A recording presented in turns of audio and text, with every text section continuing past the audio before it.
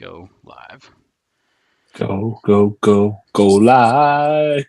Auto parts.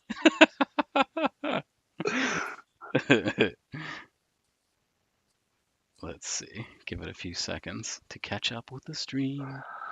Catching up with the stream, baby. If you know what I mean. It's I'm still saying it's sorry. waiting for me. Did it make a No, new one? Did it make a new one, or is it? no, it's live. I'm looking at us. Are we on?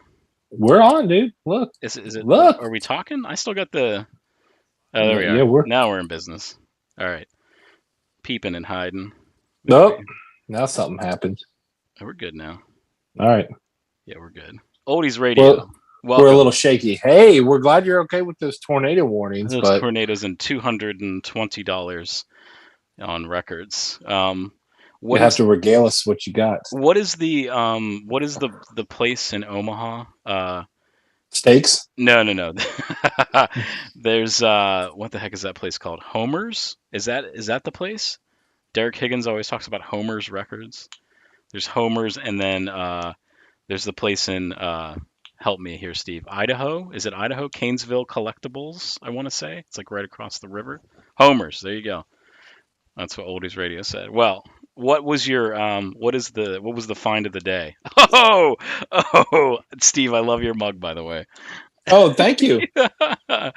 That was a birthday present, compliments of my wife and daughter, Very and I nice. got a shirt, and so Well, did you see? I don't know if you've noticed that they've stopped running the commercial. They've stopped running the shirts commercial because they're now 19.95 instead of 18.95.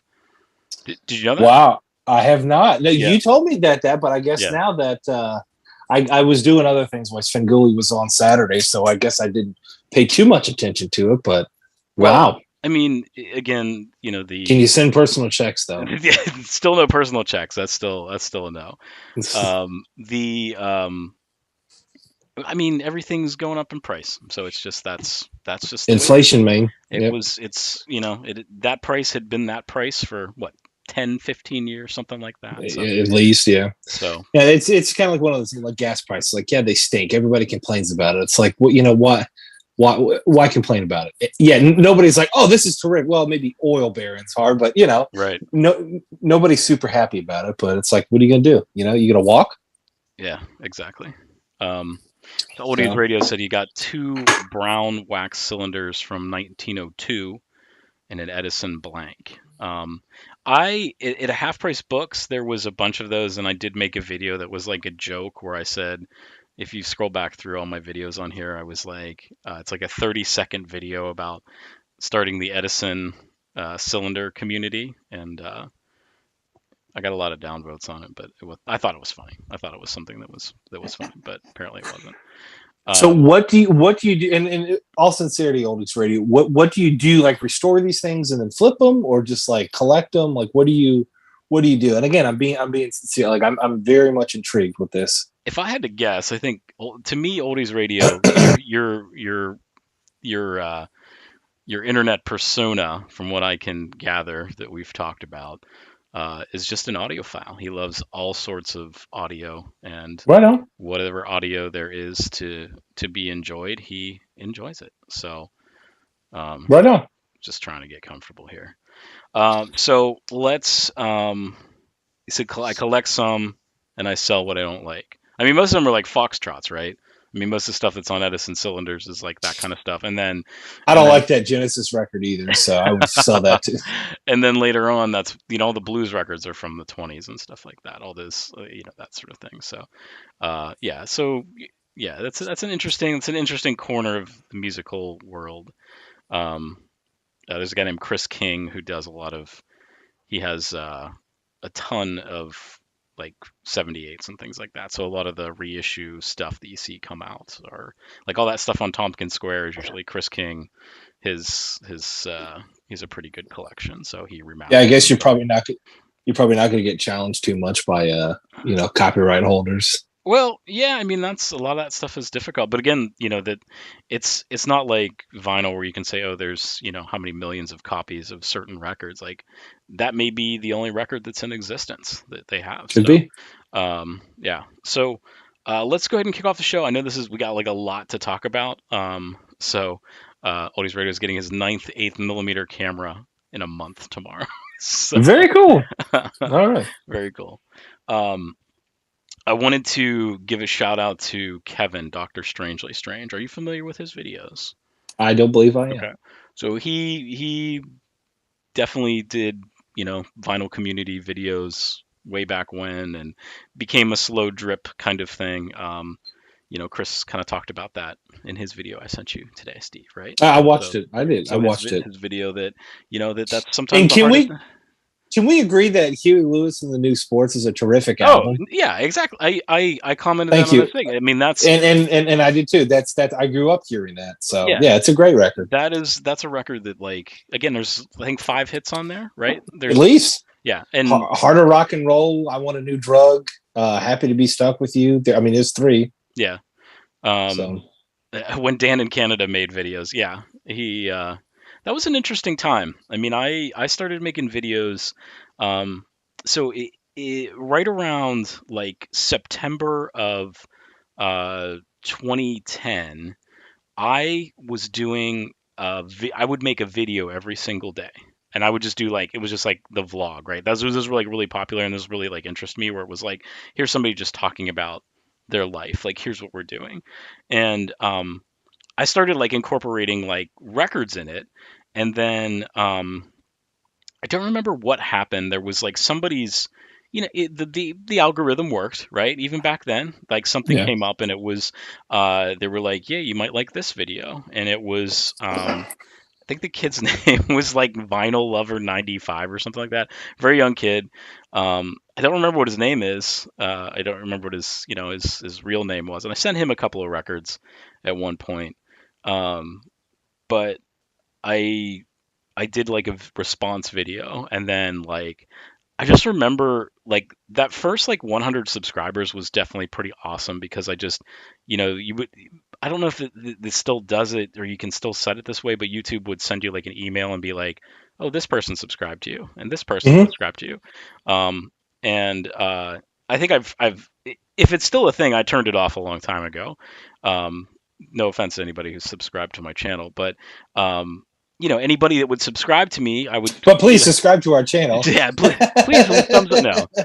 Um, so I went, and anybody that subscribed to me, I looked and was like, oh, hey, this is a person that shares records. So I subscribed to everybody that was there. And back then, like, that handful of people, this is what nobody ever talks about. When it was like really, really small, when it was like about 100 people, like, there was some people that was like, oh, 100, maybe 200 people was like the max subscribers. um, you could basically just go on your channel, like, you go through your subscriptions, and it would be like, here's a video from this person, and then they wouldn't post a video for like a week, and it would be like, here's this person, and like, you could honestly just watch, hey, if I'm going to watch one video a week, well, like, okay, so and so posted a video, and so posted a video. And now it's just like, there's so much content that it's like, it's hard to do that. It's really hard to say, like, here's X amount of people that I'm going to, and it's almost like, well, if they post a video every 3 days or every 4 days, it's like, you know what I mean? Like, I have no time to watch that. You know what I mean? And it became very hard. And that was, an issue with me. And of course, you make a video, you spend time editing it, and then it just got to a point where I was just like, I'm just going to do a single take. I'm just going to go through. Deep Brown 2190 is another great example. Dan Brown, he's pretty awesome, and he's on. I think we talked about him not too long ago. I'm going to send him an Instagram message or something like that to see how he's doing.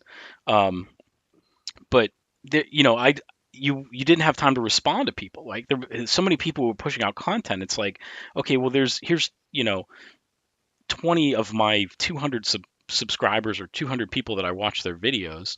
I can't, you'd spend all day just watching videos, and and then it just deteriorated from there, right?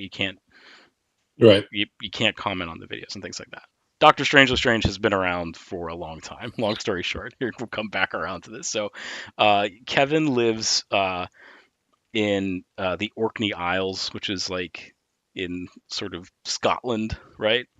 Uh, By the Falkland Islands. no, that's Falkland Islands are in a different place. Um, So, but if you look at like the map of, the United Kingdom, it's like that very, very tippy top part of the United Kingdom. And the cool thing about Kevin is, we both like a lot of sort of folk music. He likes psychedelic music, and he likes we've a very, very common um, taste of music, and he loves Grateful Dead. So Hey, he found a test pressing of Europe '72, which we'll talk a little bit about later, right, Steve? It's like a UK test sir. pressing of it. Yeah, and he paid $10 for it. Yeah. I'll send you his Instagram link. Yeah, make sure you put your crapping pants on because you'll want to do that. But yeah, so he's a big fan of Grateful Dead. So we've I love really, him already. yeah, we've kind of hit it off with that. And he delivers mail for the Royal Mail, so he's, without doxing him too much, right? So um he's sort of he's What is, what is his actual physical address, and where does he keep the? where does he keep his records, right? That's Anyhow, awesome, though, man. so Terrific. yeah, so Kevin's a good guy.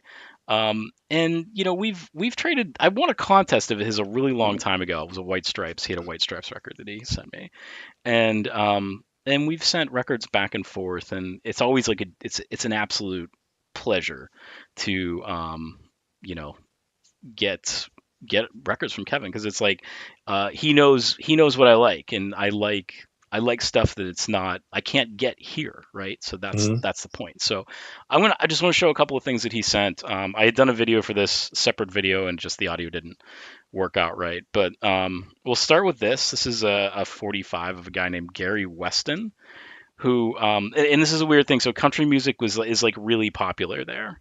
So which I think is kind of strange. But so you've seen the Wicker Man, right? The original Wicker Right. Man, right? Yeah. Okay. Yeah. Of So like course. Summer Isle, right? He basically lives in Summer Isle. Like that's where Kevin lives, right? Wow. All Yeah, right. exactly. So, but yeah, this is Gary Weston, who's like a local guy, and there's a couple, does Heartaches by the Number, right? Ray Price. Wow. She taught me how to yodel, but this is fun, and it's, he sent me a little autographed picture and all that with this. Um, it's the country kid from the Orkney Isles, the Crystal Chandelier. So it's like an EP, 4 tracks on that. So that's fun. And again, am I ever going to find this here? Absolutely not. Absolutely not. No. Right? So it's like, No. exactly. So the only way you can get something like that is by someone in the know. Steven, you're going to love this.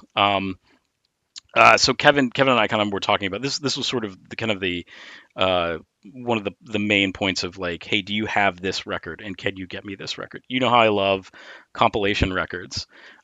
This is called Picnic: A Breath of Fresh Air, Hmm. and it's a compilation for the Harvest label. And Okay. this is the first time that Pink Floyd Embryo. This is sort of like where that kind of was Ah. released on. And of course, it's hypnosis, so it has sort of the weird whatever, like it's you s- smoke a So bowl. that's not the monkeys on the front. Yeah, so smoke a bowl and figure out what's going on I in can't there. even see. Are It's those dudes or so it's statues? a beach. It's like a family that's having a picnic at a beach, and they Okay. and they all have gas masks on. So it's like kind of does something with your head. And it's there's like a little kid with a gas mask on over there. So um but there's so like Deep Purple, Barclay James Harvest, Pink Floyd, Pretty Things are on here. Roy Harper, Kevin Ayers, Sid Barrett's on here. Um, What's Sid Barrett tune? so yeah, let me go through some of these tunes here. So Into the Fire by Deep Purple's on here. So Nice. from It's off of In Rock. In Rock, yeah, exactly. Mother Dear, Barclay James Harvest, Embryo, Pink Floyd. Good Mr. Square from the Pretty Things, that was on the Parachute album. That's the album after SF Sorrow. Okay. Song of the Ages, Roy Harper. Um, there's a band called Baker Lou. I forget who Baker Lou. I forget who the combination. You would know some of the guys that are in that band. I forget what it is. Kevin Ayers, the song Eleanor's Cake, which ate her. Joy of a Toy. That's from that one. Um, the Third Ear Band, Water. Terrapin is the some rise, some fall to get to Terrapin. Sid Barrett. I dig that song. There's a Michael Chapman song on here. But so the other thing I wanted to tell you about, and you probably sort of, if this does this kind of seem familiar to you? Are you getting like familiar vibes from this at all? No, not Okay. at all. I mean, some of the songs, yeah, but that specific comp, Okay. no, not at all. So around 2006 or 7, when you and I were both reading Mojo, they re-released this on a little like a CD box set, and it's Huh. interesting because they kind of change history because this comp is pretty tame in comparison to the CD version. The CD version is more like, I um, remember when Harvest released that box set, that 4 disc box set that had like the medieval looking. You know what I'm talking about? mm-mm. It was like a Harvest comp, and it was Okay, like I forget the name of it, but let's since I'm sitting in front of one. okay, It was there was like a box set that was released, like just like I said, 4 disc of just like a huge smorgasbord of hmm. everything that was on Harvest. But anyway, Yeah, but so the like I said, they sort of rewrote history. Like these songs are sort of I guess tame in comparison. I think that the CD compilation, they sort of went for more of a they went for more of like a, the real weird heavy duty kind of, you know what I mean, like that's the stuff that they were kind of doing, so they didn't, this wasn't Harvest Harvest Festival is what it was called. Harvest Festival. Harvest Festival 5 CD box sets. Harvest Records 1969 to 1979. Woo, So that is that is, on I'm Discog, sure. or what are you looking at there? Uh, I'm looking at Google right now, but Okay, I will. I'm sure it's. Yeah, it's on Discogs. It's probably like so 100 $39 oh $39. I'm getting itchy just thinking about it. Yeah, $39. Well, that's the lowest is there. I'm sorry. This is turning. All right, all right. I'll read some of the tracks off when you're done. My bad. Go ahead. No, that's pretty much all I have to say about All that right. album. Edgar Brotband, Evil, Michael Chapman. It didn't work out. Deep Purple. It's sorry, it's moved on me. Sid Barrett, Octopus. Let's see. The Pretty Things. The Good Mr. Square. That's what's on that Uh, album. Yeah. let's see. Kevin Ayers, The Butterfly Dance. Deep Purple. There's Deep Purple, Speed King.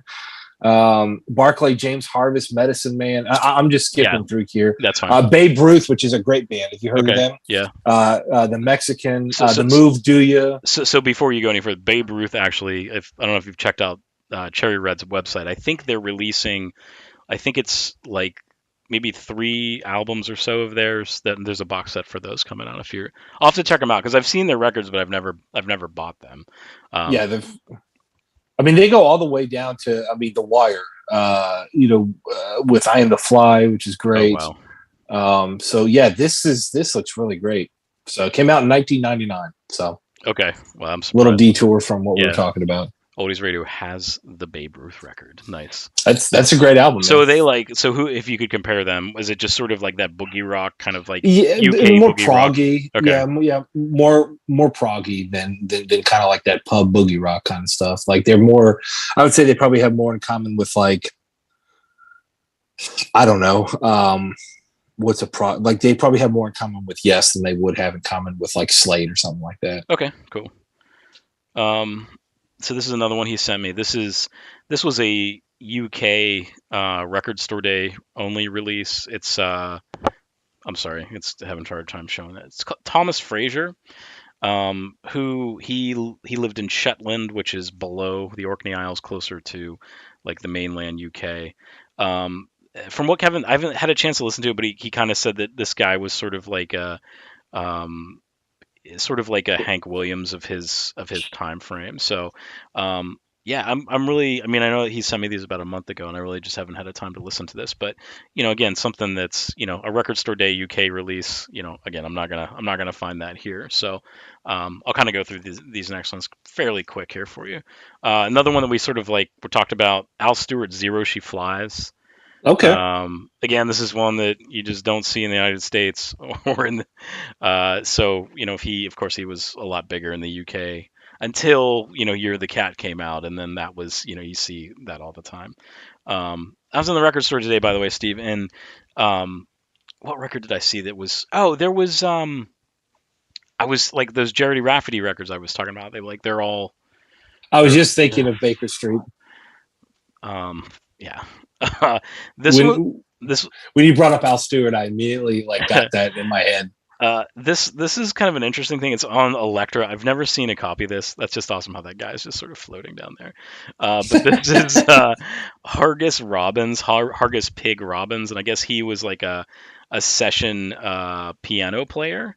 Well, I guess he did a lot of stuff like on country records and things like that. He was blind, but this is called a Pig and a Poke, and it's on the Electra label. So it's like one that I didn't have All on right.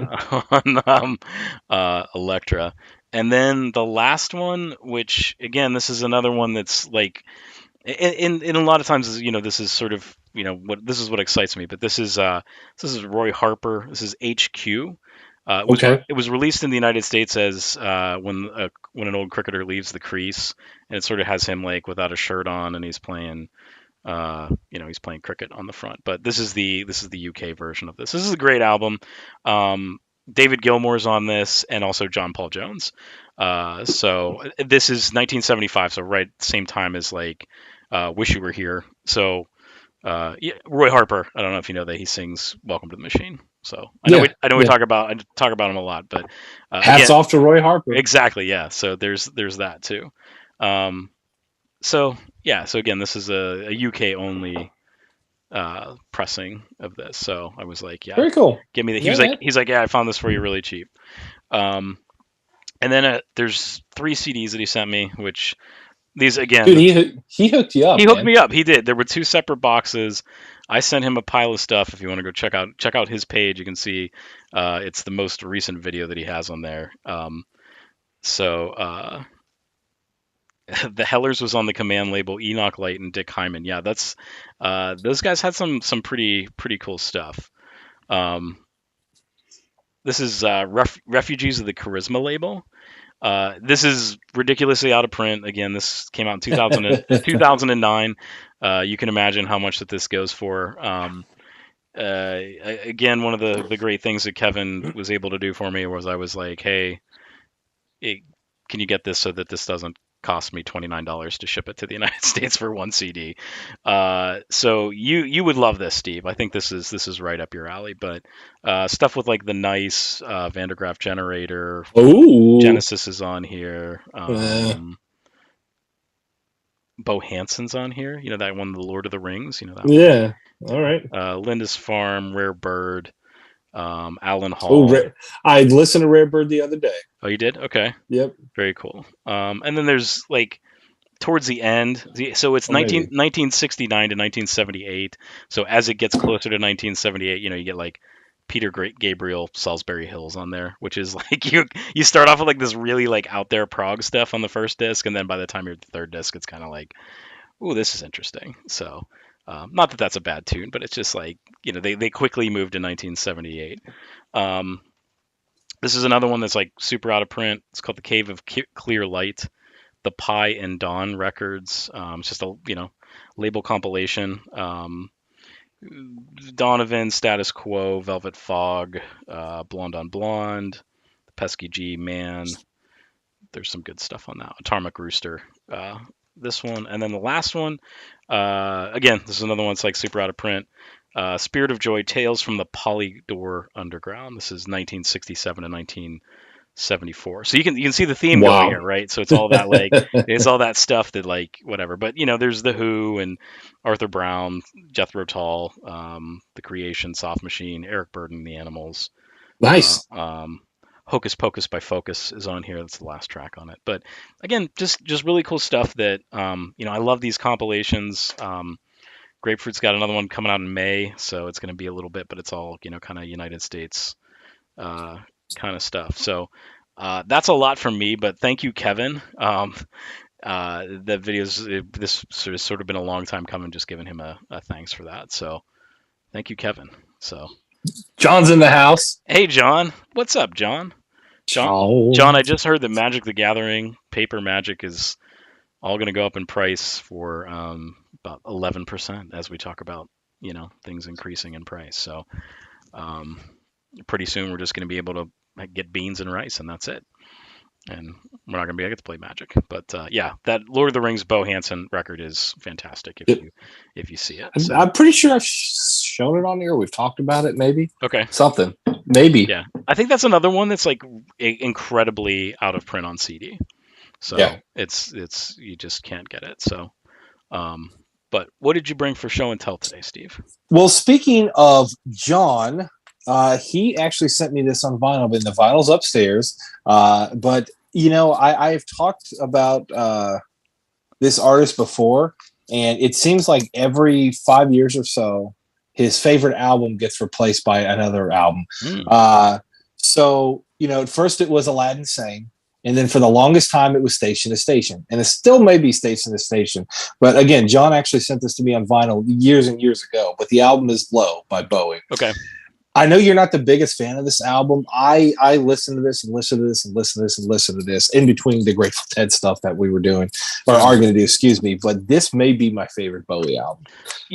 Real quick, But I had that on yes, vinyl, and that's the only Bowie record that I've kind of gotten rid of. That I've just been like, I didn't understand. Usually, it's pretty easy for me to be like, okay, this is what this album's about. But that one was difficult for me. So, it is. um, talk to me about it. It's yeah. It's. Do you like Station to Station? I mean, again, that's not one that I'm gonna pull. I have it, but I don't. I'm not gonna pull it out. Well, like this period is like like this is probably my favorite period is. So like Station to Station of this, yeah, it's more keyboard heavy than his other stuff, but I think it's great. I love that era of Bowie, and that's just one that again this week that I've just been going back and back and back to, and really really really enjoyed it. Give it a chance. Yeah, give it another chance, and just see if you can sink your teeth into. But if not, that's all good. yeah, for sure, I will. So the other thing too is, do you remember the show Pete and Pete? Of course. So that was one of my favorite shows growing up, as was yours. And this is something that the band Polaris. Yes, essentially it was Miracle Legion, but their offshoot is Polaris, and this is the soundtrack to Pete and Pete. This is it's got all the songs that you remember from the show with Hey Sandy, Waiting for October, and what is I think it's Summer Baby, which was the song that when little Pete was riding his bike late for school and he saw the band jamming in the garage, and I was around, nobody knows, nobody knows. One of the greatest songs ever written. There's not a month that goes by that I don't pull this out. So this is. I'm surprised I haven't talked about this yet, but this is fantastic. I feel like didn't for Record Store Day, or not, maybe it was a couple of years now. Yeah, maybe no, you're right. Did they release that or something like that, or like on vinyl? Yeah, they did. I want to say they released a live show as well not too long ago. Okay. For Record Store Day. I mean that show is, I think, will forever be. I don't know. That was definitely a part of my childhood, and it's like it totally encapsulates. I feel like that sort of like it's the 90s, but it's like the early, like it's almost the 80s. You know what I mean? Like yeah, well, it's that transition period, like right. From like 89 to 91 or whatever. It was like before like neon was like popular. You know what I mean? Right. You just think about the wood paneled like van that their station wagon that they drove and stuff like that. But they all have high tops on as well with like you know what I mean, like the Nike high tops. So there's that like or Krebs Stars, I think is what they were in the show. Yeah, like that was kind of like the main company or whatever. BMX bikes were really important. You know what I mean? Like that was. Maybe skateboards too, like that California sort of like skate culture, was starting to seep in, splinter into the suburbs and New York, and upstate New York. So, right. But yeah, but yeah, that's such a great song, and I think that I think most people remember Pete and Pete, but if you really got into Pete and Pete, you probably like Frank Zappa nowadays. Like it was that kind of like off the wall show, like with like the most like insane. Just the most insane circumstances surrounded everything. Like one episode, Pete got a presidential cereal. He was really obsessed with like eating this presidential cereal. Mm-hmm. And every time he got a new president, he had to put it up his nose, and he got Harry S. Truman stuck up his nose. I remember that one. Yes, that was. It was a sick day. So like, there's different things like that. So I kind of feel like that show, like, I don't know, if you were into that show, you probably get Trap Mass Replica. You know what I mean? Like you get it, and you may not enjoy it, but you at least understand, Yeah. the essence of it, if that makes any Well, sense. yeah, I think that show was definitely like, you know, it was made by and for people that were weirdos, right? That were just like, So that's perfect, right? right. Like it was just sort of like, and I think that's, the same thing like Zappa did, right? So it's like you sort of reject the mainstream and say like, yeah, this is, even though this is super weird, this is, whatever it was.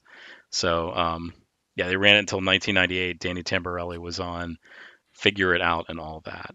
I remember He that. sure Yeah, was, yeah. Figure It Out was a great show. it was, but they had a lot of stars on it. Yeah, it's okay. Yeah, Michael Mark. Stipe I and was, Iggy I Pop. was just gonna say, and I'm pretty sure that what's her name from the B-52s was on it. Gosh, what's her name? Anyway, she was on it. I want to say David Johansen was on a couple of episodes at one point. So, but speaking of David Johansen, the first New York Dolls record, look at that transition. He probably wasn't on the show. I just made that up. Personality Crisis. Yes, this is such a great record. And I did Too Much Too Soon as well, but this is head and shoulders their best record of the two, I think. So that's what I've been listening to. You got some good stuff for sure. Just I think that they're another band that like you kind of wish there was more of, right? And it just was like, I don't know, like sure we got Buster Poindexter and all that, but it was like so that song is what actually got me to pull this record. Like I heard that, and then the episode of The Office where Michael comes back from Jamaica and he's got the steel drum and hot, hot, hot. And and I was like, I want to hear that song. And so like I played that song and I was like, okay, let's put the first all records on and let's forget this didn't happen. So he has I don't know if you know too much about this, but in this would have been, again, the era that you and I talk about all the time, like that 2005, 2006, things like that. Harry Smith, who put out the Anthology of American Folk Music, there was a concert series for him, and like Sonic Youth played on it, and Elvis Costello played on it, and just like Beth Orton, all these kind of those people that are like sort of like, again, like sort of that indie kind of, not necessarily underground, but like, again, they're popular, right? So Sure. But so he actually put out a whole album that was like David Johansen and the Harry Smiths or something like that, and then it's just a whole bunch of songs from the Anthology of American Folk Music, and I listen to that from time to time. He does a really good version of Old Blue, which is wow, which of course the Byrds did, right, on Dr. Birds and Mr. Hyde. Yep. But speaking of Mark Neely, hey Mark, nice to see you. Sir, hello. But yeah, that's worth checking out. It was a pretty cool concert. I think they did 2 different concerts. The Sonic Youth one is definitely very interesting. It's a very interesting kind of concept, because there's some that are like almost like straight copies of the songs, and then there's some that are like, okay, let's just try to make this be something else or whatever. So he kind of meets right in the middle. But like Van Dyke Parks is on it too. It's really wow. Cool. Worth checking out. I have the DVD of it, and then I have David Johansen's CD. So yeah, what else you got, Steve? That was it? That pretty much covers it. That and just a lot of Grateful Dead, as usual. But last week I was traveling, so I kind of didn't get. That's right. Yeah, I think, why don't we mention that? So you traveled through and stopped in Pittsburgh for I did. hours, and we got to see each other in person. Yeah. So for like the first time, so that was cool. Yeah. So that was great, man. Nice to have you visit, and we hit some of the highlights for sure. So you did the true out of towner sort of Pittsburgh thing. So you got to see Monroeville Mall, Dawn of the Dead, where Dawn of the Dead was, and then on your own awesome. You went up to the cemetery for Night of the Living Dead. So that was when you sent me that text message of this picture. That was just like, yes, that's so good you did that. So yes, it was cool, man. It was cool. It was a lot of fun. Had some Pomeri brothers, saw PNC Park. So yeah, we squeezed a bunch into like 4 hours or whatnot. Exactly. So yeah. But it was fun, man. Sorry, cool. the weather was all crap. Dude, on the way up there, I got all 4 seasons. I left here and it was breezy, and by the time I got to you, I'd gotten rain, snowed, and all that stuff. So it's all good. It was snowing today. We got sort of a nor'easter come in, and It's going to be 80 degrees on Sunday. So, Good Lord. welcome to Western Pennsylvania. So, yeah, you want to talk a little bit about Grateful Dead for a bit here? Yeah, Or yeah. okay, If you want to, so we've been talking about doing this, and right, we talked about I think at one point in time making a video a day, but I just think that's that's too neither much of one a of our commitment. sched Yeah, neither one of our we schedules couldn't commit to will that. no, not at all. So I figured we would just kind of do it week by week, Okay. and until I don't know until we get sick of it or until we're done. So do you want to kind of kick things off? Yeah. So just kind of looking at I do want to talk about sort of the run up, right? So there's those Academy of Music shows. Like I've always thought, so they were there for basically a week. They were there from the 21st to the 28th of March, and I just like in my mind I think about they sort of just set up camp in New York and then just tried to get like as much money as they could before they hopped on a plane to go to Europe. Uh, a lot of those shows are great. There's some that were released as Dave's picks. I'm not sure what number it is offhand. I didn't prepare for this, Like but in the 30s or like the late 20s or early 30s of Dave picks or Dick picks, I think. no, well, yeah, but so there's a Dick's Picks one that has two shows. Yeah. I want to say it's I feel like the Dave's Picks are always one complete show. And I think on the other sides of it were the Dick's Picks. But those are really great. I know that one little tidbit from those is go Dick's, ahead. I'm sorry, Dick's picks 30 is 3/28/72. So that's the last one, right? Yeah. Yep. So I feel like, are you sure there's not two dates on that one? I felt like there was like two dates on there. Like look and Uh, see. Like it is like a I'm best. sorry, disc 2, 3, and 4 is 3/28, Okay, which means that I'm gonna assume I think it's that 3/26. It's not. I think he skips a day. okay, all right. What's the internet say? You sir are correct. Look at that, just pulling that out, man. Pulling that The out. mind is a terrible thing to waste. Um, don't let me show you how to do geometry because I don't remember that at all. Um, yeah. So and then the Dave's picks I think is in the middle. So if it's like the 26th Yeah. and the 28th, and the Dave's picks is the 27th. But the one little cool little chestnut that I like about that is they started doing when they would play like Not Fade Away and they would do like the Going Down the Road Feeling Bad. They would always sort of do that little coda. Like Jerry would do the he would do the lay me down my dear brother, like he would play that on the guitar. They didn't sing it anymore, but then they would play that on the guitar. So I know that Dave's Picks was like the first one I was like, oh my goodness, I can't believe that they did that. You know what I mean? Like it's just it's cool to kind of see that. But yes, so they leave from New York. They have a briefcase full of money. Maybe they didn't. Maybe they did. But I would think they did. After doing all these shows at the Academy of Music.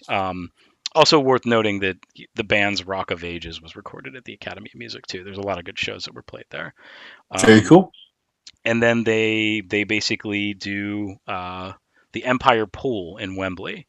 So that was April 7th of 72. And I think we can agree that that first show, that first set is like you can tell they're sort of like, man, they're nervous, right? Like you can tell it. Like you can just kind of sense it, right? You can. And I think what's really cool is the first song on the tour that they play is the greatest Greatest story story ever ever told. told. Yeah. So I don't know if that was by design or it was just a happy coincidence or whatnot. But yeah, the first set you can definitely tell there's some nerves and jitters there. Absolutely. Yeah. Um, and you got your pig tunes there. Um, but I think again, what really shines, um, I think is really just that second set, like the truck and drums, other one, and I think you talked about sort of how you like sort of how they like sometimes they put El Paso in there, where it's like, That's my favorite thing. Whenever they do like a Dark Star or the other one, like this really cosmic psychedelic, and it goes right into a country and western song like El Paso. Like that to me is just that's so great, and that's just such an earmark of that band. You know, like that's to me it's just they can have all these different styles and all these different influences, and they shake it up, and it just all comes out beautifully. I think in one of the things that's sort of like a contrast to that is, and they did quite a bit, I think, like in 1990, was that they would do drums in space, and then they would come out of space and they would do Standing on the Moon, Mhm. which to me was sort of like you think about, the rocket ship sort of lifting off, and then it's Jerry singing this from the moon. Um, and then yeah, and then kind of go back in with maybe the wheel or something like that, and then Yeah, bring it back around to something, whatever. But um, yeah, I think for that first night, of course, the by the time they get into the Sugar Magnolia and doing the Not Fade Away and things like that, like then that show was they found their footing. So I um, really love that Tennessee Jed in the first, which if you're into that, like it's a really good Tennessee Jed on that. So I really enjoyed that a lot. But yeah, I mean the highlight is I've got it here in my notes. Truck and the other one, El Paso, the other one, and Wharf Rat. Like that's just, I mean that's how great is that? That's that's a killer combination. yeah. Um, and then the next night, right? So they play another night, same location, so at the Wembley Empire Pool. Not, I don't. The second night is not as good. Oh, sir. Hold on, comma, right? But I think that's one of the best Dark Stars of the tour, in my opinion. Okay. Like again, Okay. that's another one where it's like the first set is, it's a solid first set. You get a lot of the good tunes. Uh, I'm just looking at it here, so yeah, you get, Bertha, Me and My Uncle, Mr. Charlie, Deal, Black Throated Wind, Next Time You See Me, Cumberland Blues, Brown Eyed Woman, Beat It On Down the Line, Tennessee Jed, Playing in the Band, Good Lovin', Looks Like Rain, Casey Jones. But that second set is magnifique. I So, will say that on the first set, that Bertha Jerry shines. He is ripping on that version of mhm, Bertha. That is probably my favorite Black Throat one they've ever done. I absolutely love it. I think Bobby sounds so good on it. mhm, That playing in the band and the good loving, Keith is just so underrated, I think, in their pantheon and in general. Keith Godchek is so underrated, and his playing and playing in the band and good love and are just it's absolutely astonishing. That's something you're going to hear me say a lot throughout this tour is him and Pigpen together were so great, and it was such a yeah, short amount of yep, time. But Pigpen on organ, him on piano was just it was so great, and that's something that they never got back. Once yep, Pig was gone, it was gone. But Keith really shines on that playing of the band. Listen to it again. Just yeah. he's great on it. Because Um, you really only had him. I mean, you only had Keith and Pig for really just maybe like the this whole tour, right? And then I think maybe a few shows after that, and then that was pretty much it for Pigpen. right. So yeah, you're right. Like getting that, getting the organ and the keyboards. This is sort of one of the few, kind of uh, sets that you really get to hear that on. And they're so complimentary of each other. They don't try Hmm. to overplay. They don't try to outshine. They're just they're in sync, and it's so great. But yeah, that I listened to that on driving to Pittsburgh. That Dark Star Sugar Mag Caution. That's one of the best. I mean, that is one of the best. What do you want to call it? Jams, transitions the band's ever done. Hmm. Like that to me would easily make if you were going to make a compilation of like the best of the Grateful Dead or whatnot, that Dark Star, Sugar Mag, and Caution would absolutely be on it. That is so fantastic. It's so great and really one of the highlights of the entire tour. Right, for sure. So what is the what is the since our last show, they've sort of announced too that they're going to be releasing a box set, 29 LPs. Is that what it was? How many LPs was it? It's something like that. Something So, just ridiculous. I think it's 48 sides total, 24 LPs, two which are etched. But isn't it all it's all the I don't know, some of those UK dates. I feel like those first two, man, that was interesting.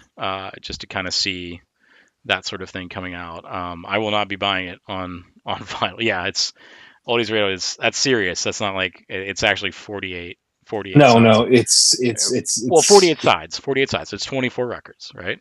24 LPs. You're looking at it right now, right, Steve? I am pulling it up. Is it My sold out? internet. Probably. I put in Grateful Dead vinyl box set, but I think I'm gonna have to be All a you have little to bit do more is just go into specific. dead.net, my friend. Zip. The official side of the Grateful Dead. Thanks, All right. John. John put it in there. The Lyceum Run. Yes, 24 LPs. 24 LPs. John, will you be getting it? Will you be putting it under your pillow at night to prop your head up? You won't have a pillow if you buy this. you could you could put it under your Put it under your head outside of the cardboard box or inside the cardboard box of these you things. could live in it. You could live in it for that. You'd have to. Yeah. That's stupid. $549. It is. It's stupid. There, I said, and that's not a shot against the guy. I mean, make your money, but yeah, it's just it comes with a 52-page booklet. Wow, individually numbered, limited edition of 4,000. Okay, it's still available for pre-order. Yeah. Well, so that to me, I think they were only making what 6,000 or 5,000. What did you say? 4,000. 4,000, right? Limited, individually numbered to So 4,000. But 4,000 times $599. What is that? $2 million? Somebody's getting $2.5 million. It'll sell out. It'll sell out eventually. eventually. It reminds me of the Woodstock box set that was they had made 1,969 of them, and I was like, I should probably buy this. And then I was just like, yeah, no. And then I read, and I put this on Facebook that there would be enough box sets that they could put 3 in every single one of the Porta-Johns that were actually at Woodstock. So just to give you a perspective on how many box sets there were to Porta-Johns at Woodstock. Okay, so let's talk about 41172. That's the Newcastle Hall, home of the Animals. And somebody from the VC, Joseph O'Donnell. Was that what his name was? Joseph O'Donnell, right? Yeah, him. Yeah, he's somebody that was maybe 14 when he started in the vinyl community, and now is definitely 24 years old. Yeah. Yes. So yeah, he lives in Newcastle, I think, around Newcastle. Very cool. Yep. They have good brown ale. The Newcastle Brown Ale is a good beer for sure. So talk to me. What do you think about this show? This is a mellow show. This one is kind of a little bit more tame compared to what we've listened to so far. The China Rider is really good, which I mean that kind of goes without saying. Mm-hmm. It's the playing in the band is great. It's a really cosmic playing in the band, if you will. It's great. It's a beautiful brown-eyed woman, which has always been one of my favorites. The highlight of the entire show is probably the other one, and you're probably going to hear me saying that a lot when they kind of get into some of the jams and whatnot. The other one is definitely for me the highlight of this show. Yeah, not bad, not as good as the first couple of shows, but certainly not bad either. Yeah. I think that I don't know if it's just because they had a couple of days off or whatever. But yeah, you're right. It's not there's not like heat to it, right? Like there's some good moments, but there's not like, and again, some of the tunes that they play are not necessarily, Well, Big Railroad Blues. I can't stand that song. Looks Like Rain. I mean, Jerry's on steel pedal for that, so that's those are always really great. But stuff like Beat It On Down the Line, I don't like. Sugary, I don't like. I mean, these are songs you just don't like in general. Big Railroad Blues, I always think is just a big hopping heap of turd. But yeah. I mean, look at the ending of it's pretty great too. You got Trucking into drums. The other one, Comes a Time, Sugar Magnolia, and then Broke Down Palace, right? Yeah, so, I mean, it's the second set is where it's at, And again, you're going to hear me say that a lot. Yeah. Oldies Radio is talking about Nathan Morales, aka Turntable Currents. Yeah, he lives in Hotlanta. If No, he doesn't. He doesn't. He lives in Texas. He lives in Texas. oh, that okay. I was Yeah, thinking of the other Nathan that lives in there. That no, is that no Nathan Morales? Is that El Deuterino? that's El Deuterino. That is him. Yeah. That is Um, that is but Nathan. yeah, that. But yeah, I'm thinking there's another Nathan that lives in Atlanta, like up the road. Nate Burchard? No. Maybe, Okay. maybe Uh, somebody. um, John says he's looking for a Charlie Miller. Is it not on archive? Sugar Megs, John. No, Try Sugar Megs. for 11. Yeah, 11 to 6. I'm Sh- sure John knows now. sugarmegs.org.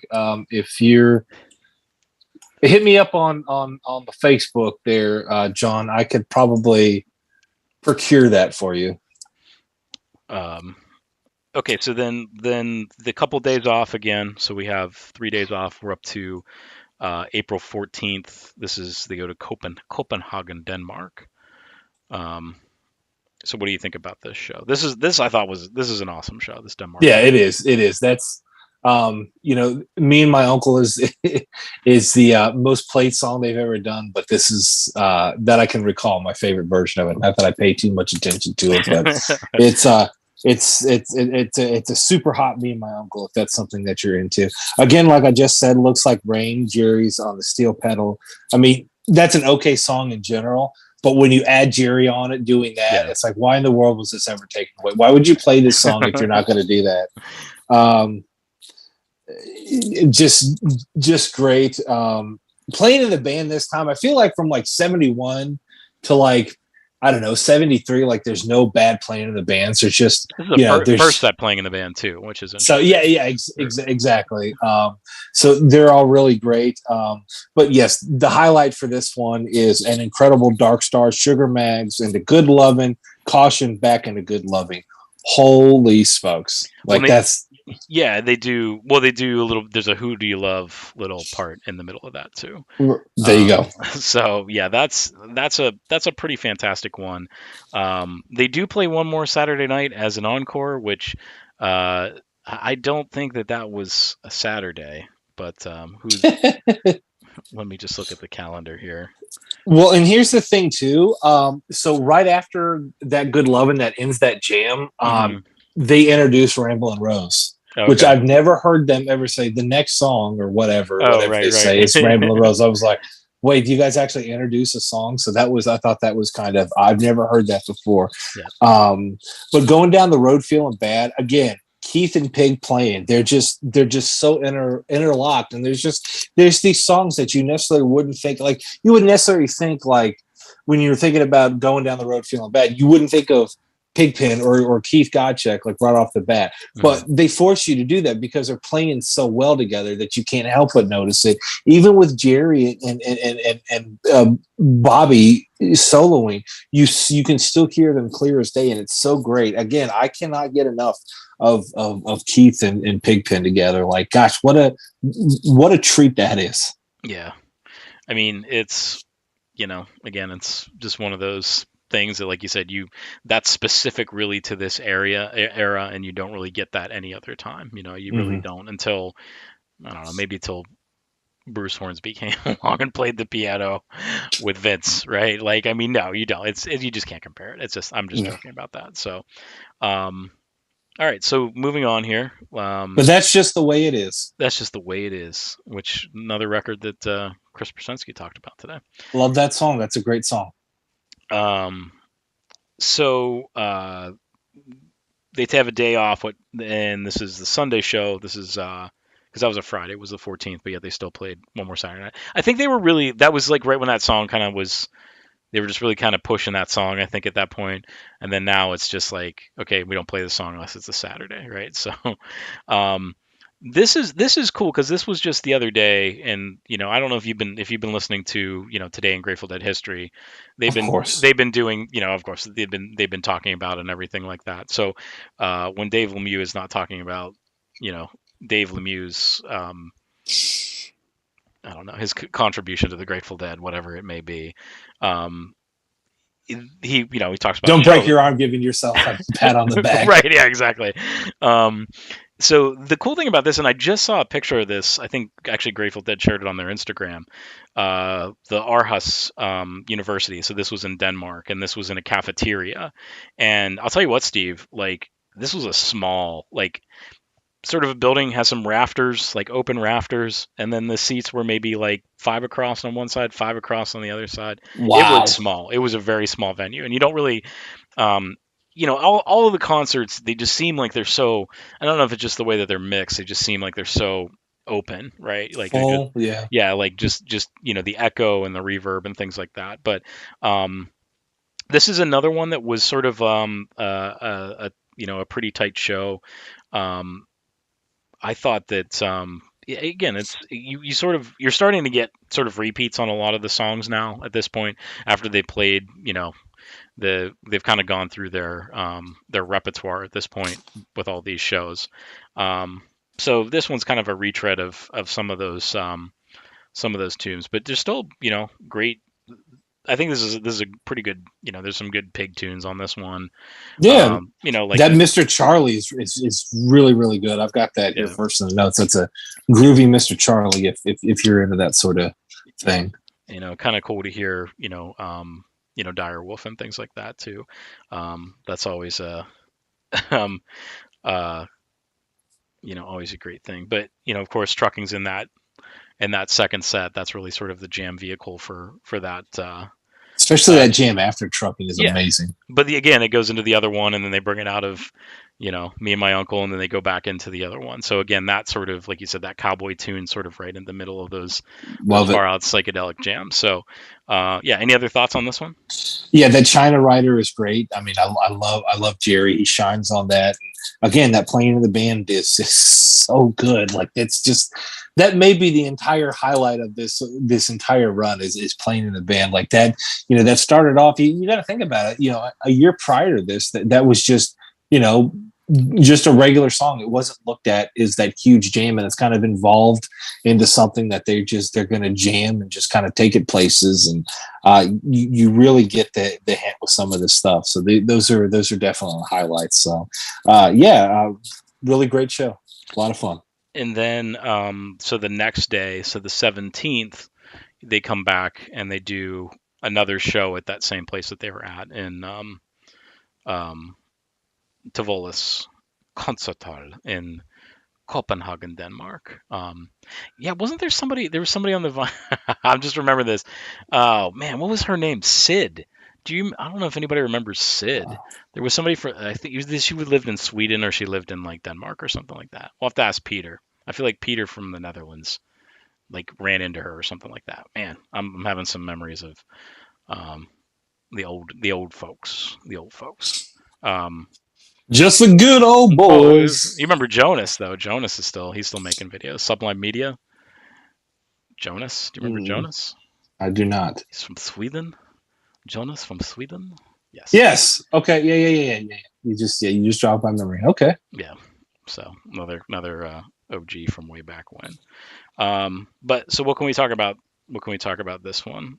I love my cold rain and snows when they're slow, and boy, does this one not disappoint. Right. Like my birth is light and fast, and my cold rain and snows slow. Yeah. So yeah, love it, man. Again, Keith, it just shines on that, believe it or not. So mhm. really great cold rain and snow. I've always loved that as an opener. It kind of eases things right in there. Pink shines on this one as well, especially on that caution.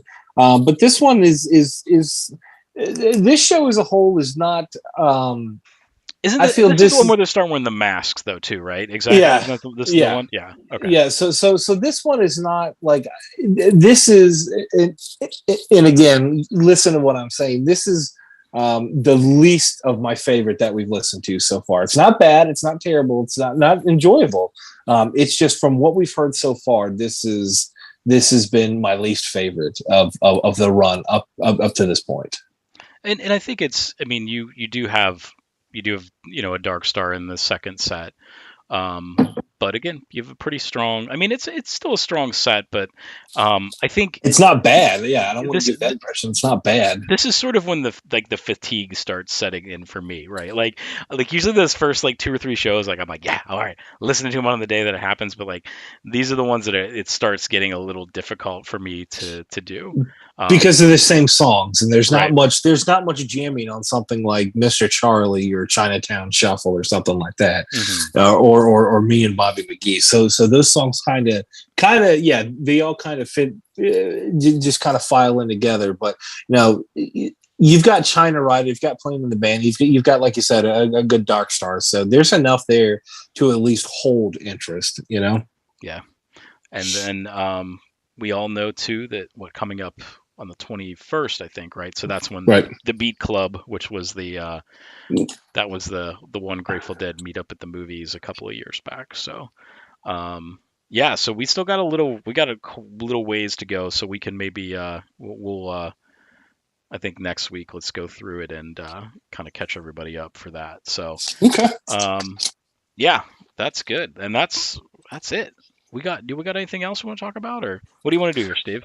I can keep going if you want. You told me you've been listening to a lot of stuff I recently, mean, so I don't, I just don't so tell know. me. I mean, it's going to be a tangent, man. I'm ready to just, I'm either, we're ready to hang it up and go to bed, or do we want to go on a tangent here and talk about some Let's far leave out? it up to the audience. So you decide, choose your own adventure. If you guys want to, You guys want us to shove off and we'll cut it tonight, or do you want us to keep going? First person that says either which way is going to determine it. we still got 7 people on. Thanks for everybody that's tuned in this evening. Yeah, it's hung with us. 3 hour show. Okay, John wins. 3 hour show. We're not going to bed till 6 in the morning. A 3 hour show. Um, okay, cool. Well then, So well, let's do it. Um, whip it on me, Jim. Tell me whip it what you've on me, been Jim. listening to. Right. Tell me So what you've been listening to. at the Tell be me. Tell me what you've been listening to. Tell me. Tell me. we've had a Tell couple me of what weeks you've been off. I'm listening. gonna Tell tell you, me. Steve. Are you ready for me to tell you? I'm gonna I tell am. you. We've had a couple of weeks off, and it's just been we've just been busy. There's been a lot going on, Sure. and life is here. But I do want to make a quick announcement. I should probably have done this at the beginning of the show. Um, our Facebook page might get deactivated. Just as a heads up. What? Just as a heads up. We Um, probably need to change it anyway, we so that may do. not be a terrible thing. We do. So if for instance that it does happen, which I think they said the 22nd was the day it was going to happen. Oh, so, Yeah, so so in like a couple of days. Thursday. Thursday, right? Yeah. So if that happens, we'll just start from scratch and we'll make a new one. So um, just as a heads up for that. So if you guys are used to Or Friday. getting it's weird, and it's one of those things that like I don't really understand what Facebook is trying to do. I created the page about 10 years ago when I started writing the zine, and they said it was a gray page, which I don't know what that means. But apparently, it's something where you created like a business page, but you weren't verified. I think it's just something for their, they want to put through for their thing. So whatever, Facebook is, it is what it is. So Silly. if for whatever reason that you wake up on Thursday and that page or Friday is not there, just know that we will reconvene. We'll restart if we have to. But yeah, so I've been really listening to a lot of music. Um, we talked about our musical habits. We talked about listening to, um,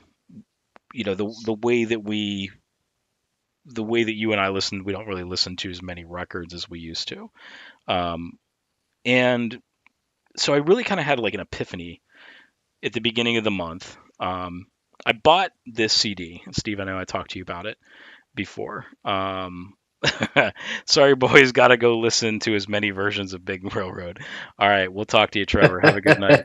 Um, so, the, this is a compilation on Ace Records out of the UK. Here I am talking about another comp from the United Kingdom. So, if you love them so much, why don't you move there? Um, but this I is, thought you were gonna go with Marriott, but yeah, whatever. little Pee Wee. So this is This is the Bob Stanley and Pete Wiggs presents The State of the Union, The American Dream in Crisis, 1967 to 1973. You know Uh, who Bob Stanley is, don't you? who's Bob Stanley? It's Paul Stanley's first cousin. Oh, okay, and it's not, but okay, Steve. um, and See what this, happens when you keep yeah, me when I past let my you give you carte blanche, man. man, you just God, pull out the bad jokes. Um, so the thing that really intrigued me about this, and they have a couple other comps. This one's called English Weather, and it's all sort of about the 70s. 3 Day Week, another one about the UK bands. Um, and then 76 in the Shade. This one's kind of weird. Not necessarily my bag, but not my bag, baby. But there's what's on that one? this has like Miracles by Jefferson Starship and You can uh stop there. It yeah, sucks. Fallen in Love, Hamilton Joe, Frank and Reynolds. Like they're good tunes, but it's just sort of that like 1976. So like FM rock radio or Like that was just whatnot. hey, this was just sort of that sound, the soundtrack to the summer of 76 kind of thing. When we were in the back of my uh, van with the shag carpeting and Right, exactly. The little porthole the window. with Um, the wizard mural on the back. but the State of the Union, again, the American Dream in Crisis. This really has like made me think about my record collection, and just some of the tunes that are on here are really so these groups and these singers that were um, they were on the wrong side of the counterculture, right? So I feel like we sort of romanticize the Beatles, Sergeant Pepper, and the Rolling Stones, their Satanic Majesty's Request, and believe me, we've done that quite a bit on this show. Um, but it's interesting to look at that other perspective, and when I started record collecting, I did that a bit, right? So one of my favorite albums is the Four Seasons Genuine Imitation Life Gazette, which I've talked about at length. There's a video that I 10 years ago that I did where I opened up a sealed copy of it. That song is on here, surprisingly. Actually, it's called Saturday's Father, which is a song about um, sort of Father's Day for a father who is divorced from his wife, and he's like sort of his Saturday is Daddy's day, right? To come meet with the children. So interesting, an interesting, interesting tune from the band that brought you Ragdoll, Big Girls Don't Cry, and what else from the Four Seasons, right? Oldies Radio said he was just typing that. So Genuine Imitation Life Gazette is one of my favorite albums, one of my all-time favorite albums. But this it really shows a lot of those other bands that were doing stuff, or like there's like the I'm sorry, go ahead, the Beach But Boys. is something else, and I'm pretty sure you're going to transition into this. That Frank Sinatra record, Watertown. Yes, Listening to that too. you've been listening to that too. Okay. I am a casual Frank Sinatra fan after hearing that record. Oh, Watertown, Dude, that is so fantastic and so great. And you oh, haven't. Watertown. So here's a little thing for you, right? So Jake Holmes, who wrote the majority of the Genuine Imitation Life Gazette album, and also hold on, and I know that Bo's going to come out of the woodwork because I know I'm showing this album. Are you familiar with this album? This is the Above Ground Sound of Jake Holmes, and this is That's the where guy who wrote Dazed Dazed and and Confused. Confused, and Dazed and Confused is on this album. That's correct, and so is But it's like I'm dazed and confused for so long. It's not true. something But like it's that. kind of Yeah, like yeah. it's kind of Should it's I kind go? of more. It's the yard when the Yardbirds originally did it, like when it was like Keith Ralph singing it. He does it a lot more like the way that he sings it, and then of course Robert Planet. Um, what is that? Mr. Robert Plant. I watched that the other night. Almost Famous. Mr. Robert Plant. Touch this. Yeah, Robert Plant. The way that he changed it up, it was a little bit different. But this compilation has really made me look at those artists, and I know we've talked about a few. There's a Bing Crosby song in there, Elvis Presley, "Clean Up Your Backyard." There's Dion where he does Abraham, Martin, and John. A great song. I don't think I put that in the stack, did I? Oh, I did. Okay.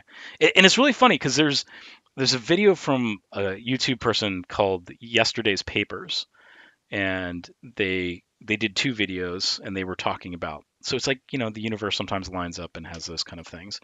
And then Christian Bland of the of the Black Angels. If you look at his Instagram, he talked about this today. It's like two albums that he got. He was like, and this was one of them. He was like, I got this record because I saw this thing on Yesterday's Papers.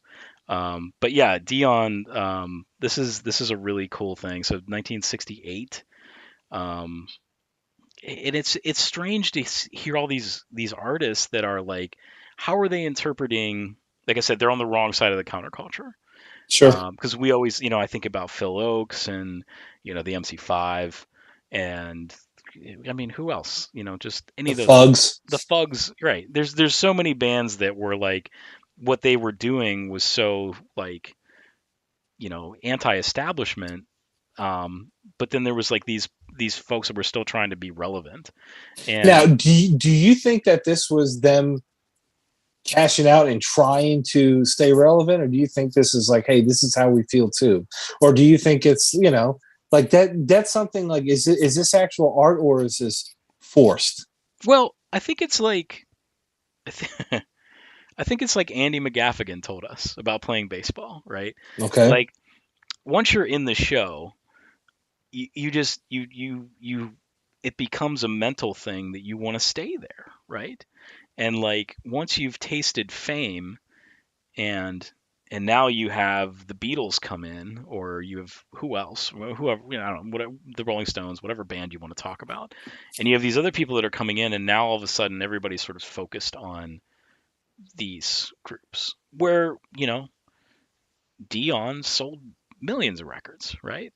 Maybe not millions, but he 5 sold years prior to all that. exactly, right? And I mean, he's had a really bad heroin problem at this point. You think about another record that I don't I have it, but I didn't bring it. Is the oh man, what is I'm completely lost. I lost my train of thought on it now. Hold on a second. Let me think about it. It's another record that's like ridiculously expensive to get. The guy did one. He had like one album, and that was it. There's a song on it called Tail Dragger. What is it? Oh my goodness. It'll come to me. Why can't I think of this name of this album? He looks like it's like a die cut cover. Oh man. He did 3 albums. Well, it's not Howlin' Wolf. Not Howlin' Wolf, no. Um, What Tail Drag was the name of the song or the record? that's the name of the song. It's But not George Thorogood. no, it's not Howlin' Wolf psychedelic version either. Um, I'll think of it. I'll think of it. Anyhow, he was another guy that was popular in the 50s and then, didn't go on. I can't believe I can't think of who it is right now. He had a song like Beans and Fatback, something like that. What the heck was that? Bob. No, that's not him. Link But Ray. this is Link Ray. Link Ray is what okay. I'm thinking about.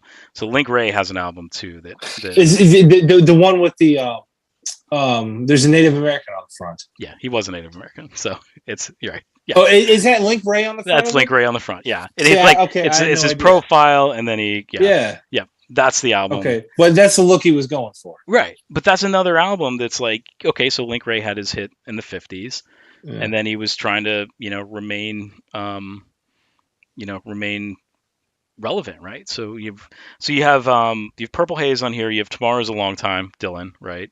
Everybody's Talking, Fred Neil. That was kind of like a combination of the two songs. Both Sides Now. Sisters of Mercy, which is Leonard Cohen. Wow. And then there's like a Stevie Wonder song on here as well too. So this is a great album. If you write that down, pick it up. Are you writing down Link Ray? Is that what you're writing down? Yeah, I am. Yeah, that's a great. You will be hard pressed to find that album. Let me tell you that. I've seen it like once in my life. I just type in an iTunes, and for $10 a month, I can There you listen go. to it. Yeah. So I've been listening to that Dion album. So again, this is another one of those. Uh, so a lot of these albums I've pulled out, and they're not on CD. Like they're not, or they're out of print, right? And they're like maybe like $25 or something like that. So one thing I was doing, just again changing my listening habits, I've gone through and just sort of started recording these.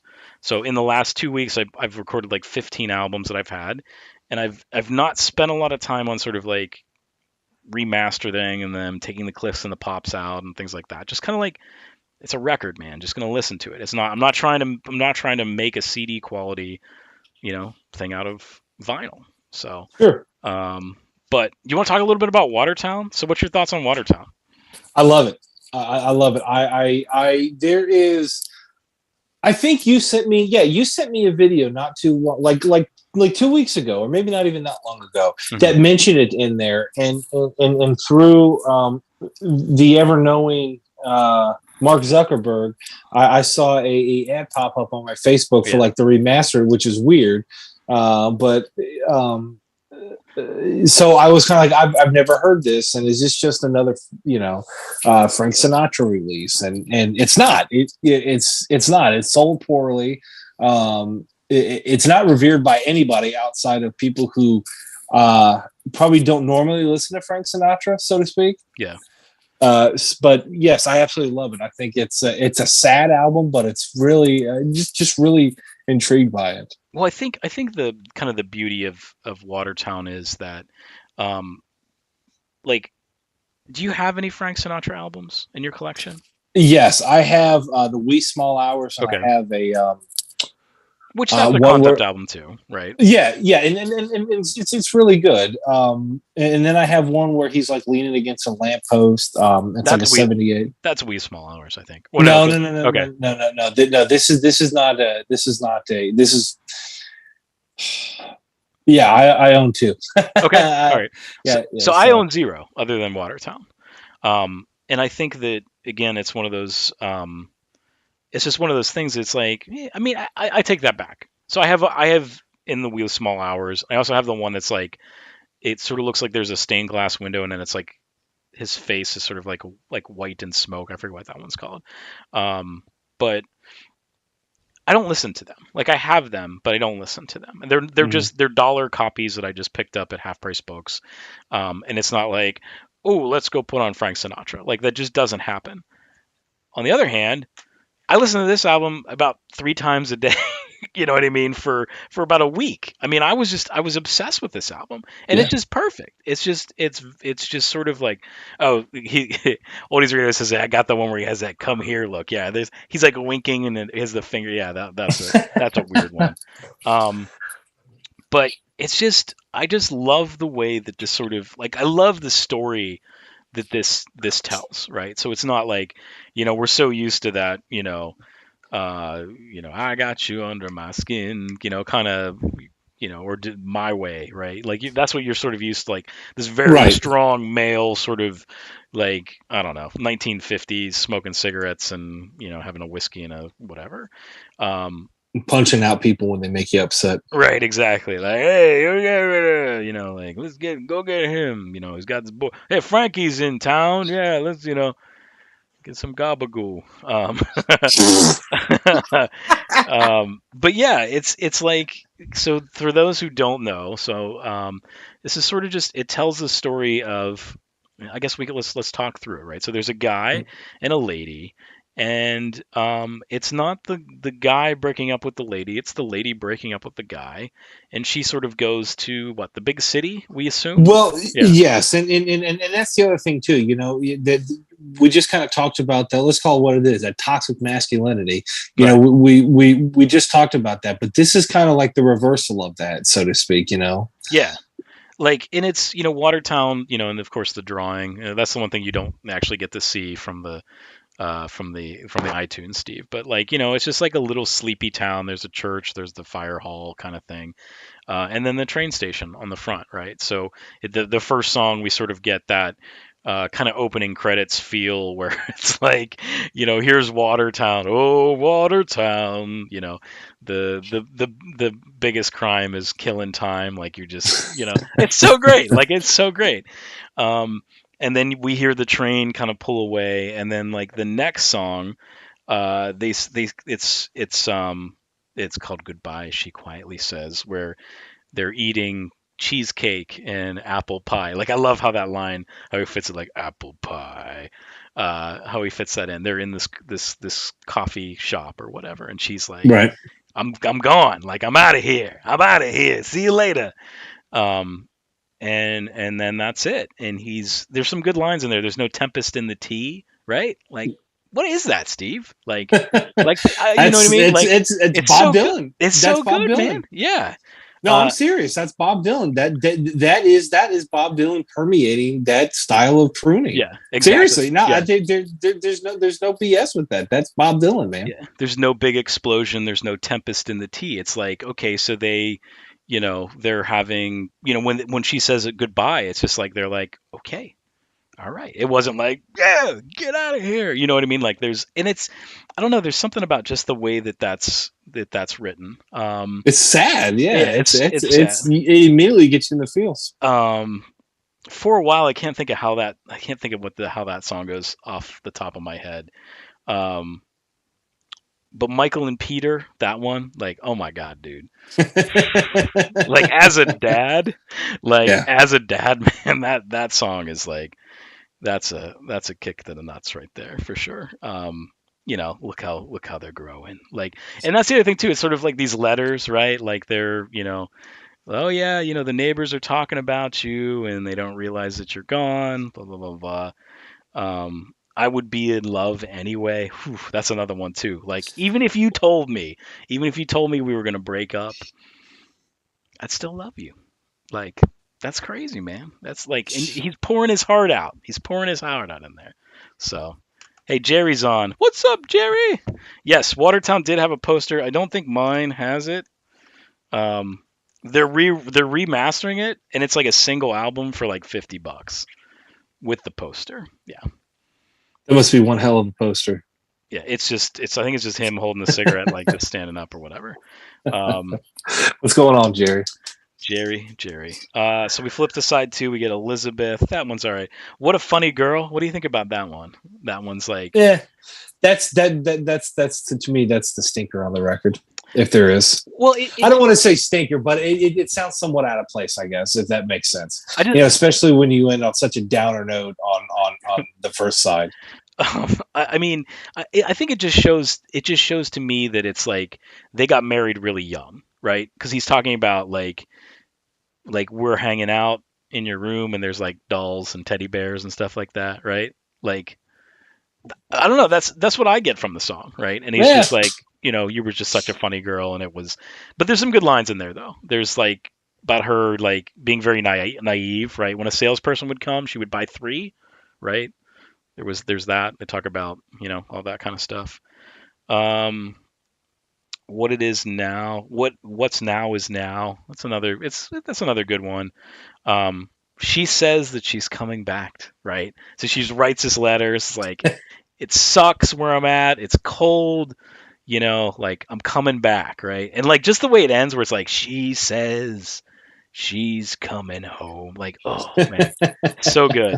Um, and then we get the last song. We get the train, right? The train, and the train was actually on this compilation. okay. So that was sort of what sort of brought me back in. Um, but it just like talks about he's waiting at the train. Here's these people coming, you know, and like she's not there. Like she lied. She, That's what it's just a downer record, man. but It's great. I mean, it's a very depressing record. I But mean, it's again, like like, Berlin, it's like it's just something. It's not okay. Here's the best way that I can sum up this record. This is a great record if you have insomnia. That doesn't mean you put it on a fall asleep to. That just means when you're listening to it alone. I think this is an album that definitely is something that is kind of an experience, that you experience by yourself. This is definitely not like ZZ Top where it's like, it's Friday, I just got paid, I got my dudes, we're going to go out and get some Buffalo. Well, you're probably not going to reach for Watertown. and so I'll bring it back around. I'll bring it back around here for you. At the beginning, right before we went live, I was telling you about I went to the record store and I was going to tell you this funny story. Um, Yes. so I think you think about this, right? So like this has sort of been where it's at, right? This has been in my mind, the Frank Sinatra Watertown album, right? And I've been buying a lot of records that are of that, right? I want these records that are sort of like not that good, but they still have some sort of redeeming quality to it. And I like to see that, like, when your back's up against the wall and you're trying to say, like, okay, maybe I'm going to try to make the best record I could make. And that's what I feel like that's what a lot of these artists were doing. Like, let's make the best record I can make. And in some cases, the public didn't buy it. But they're still great records. Like that Dion record is a great record. Watertown is a great record. It didn't sell well, but I think it's aged a lot better than some of the other Agreed. some of the other Frank Sinatra ones, because now we look at them and be like, he was just a pompous dude, you know what I mean? Like, but Watertown, it's like, okay, but the reason it didn't sell is because people were that's not Frank Sinatra. Like, who's this sappy dude? Um, but Jake Holmes wrote all of Watertown, and Bob Gaudio from the Four Seasons, so they actually all both wrote Watertown too. So I I don't didn't know know if I that. mentioned Okay. that. So to bring it back around, so I'm at the record store, and like this is where my mind is at. They're blasting uh, Van Halen, and Yankee Rose is on, and That's I'm David like, Lee Roth solo. oh, that's David Lee Roth solo. Okay, see It's again, you know off of me. Eat 'Em and Smile. Okay, so you know me, right? Like I have no frame of reference for that, and they were just Well, absolutely, let me pull up and take a look. That's great. they're just absolutely, yeah, you know what I mean? Like What? they're absolutely blasting this, Yeah. and man, I just it's like it kind of put me in a weird place where I'm like, this is sort of where I'm at, and this is this, but like maybe it's okay. Maybe we can still listen to that, David. Like, how could you listen to that? How could you be listening to that record right now, right? Like how could you do that? How could you be listening to that record right now? With the state of the world and everything. How could you be listening to that record? Am I Well, taking things too seriously here? no, well, no, not Okay. necessarily, but think about it. Just like I said, you're not going to put on Watertown. It's like, all right, I was working at the record store, and like I grabbed it was Friday, and I grabbed Blood on the Tracks to put on, and my boss was like, "No, it's Friday. We just got paid. We're not putting on effing Blood on the Tracks." And so I was like, "All right." He's like, "Put on, I don't know, put on ZZ Top or Kiss or Van Okay. Halen or Okay. something All like." right. So like those are, I think they use as escapism, Okay. and I think in the world the way it is, especially now, and things are getting worse and worse because things sometimes do seem that way. I think that you need those records um, to identify a certain feeling and to understand that certain feeling, and to listen to Watertown kind of maybe can you can listen to it and say, all right, I know how that guy feels and all that. But then on the other side of it too, you do need that balance of like dumb rock. Like Right. seriously, you do need that balance of your Van Halen and your Kiss, and I don't listen to Paul Stanley to be inspired. I listen to Kiss for like hey.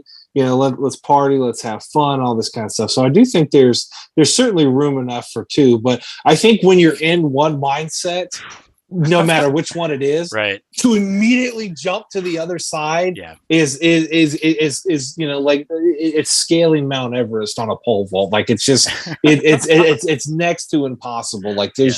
there's no way that you kind of need an in between album. That's where Blue Oyster Cult comes in. It's kind of right Okay. there. It's, All right. Yeah. but you see what I mean? Like it's when you're in one mindset, like Yeah. making that jump, Whew. you Yeah. just can't do it. I You was just absolutely can't do it. I was like to the point where I was just like, I can't. I don't think I can be in here much longer. But yeah, that's that.